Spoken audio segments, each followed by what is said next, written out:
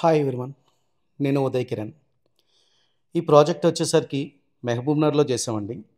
ఇది వచ్చేసరికి auditorium hall అండి ఇది.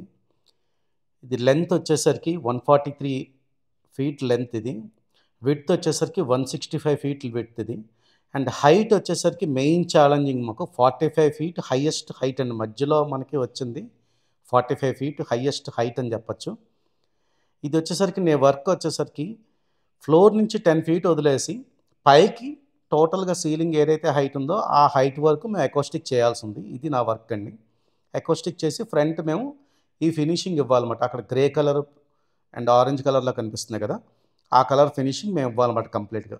ఇప్పుడు ఇది వర్క్ జరుగుతుంది ప్రెజెంట్ ఇది. కంప్లీట్ వర్క్ అయిపోయిన తర్వాత మీకు నేను దీని టోటల్ వీడియో నేను ఫార్వర్డ్ చేస్తాను. అప్‌లోడ్ చేస్తాను చూడండి.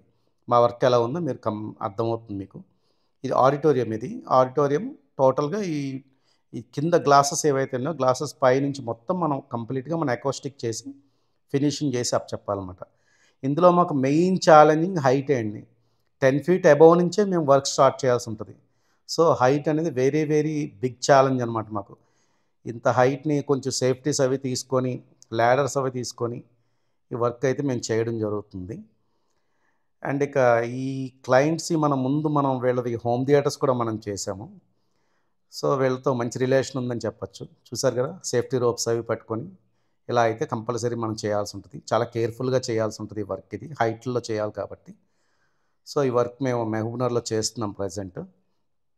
చూసారుగా ఫినిషింగ్ అయిన తర్వాత అనమాట ఈ వర్క్ ఇది. అంత హైట్‌లో చేయాలి వర్క్ ఇది.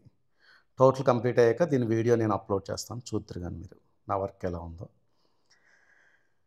అండ్ ఇంకా మెయిన్ ఛాలెంజ్ ఇదే. వెరీ బిగ్ ప్రాజెక్ట్ అని చెప్పొచ్చు. నేను చేస్తున్న వాటిలో ఇది వెరీ, వెరీ బిగ్ ప్రాజెక్ట్ అని చెప్పొచ్చు.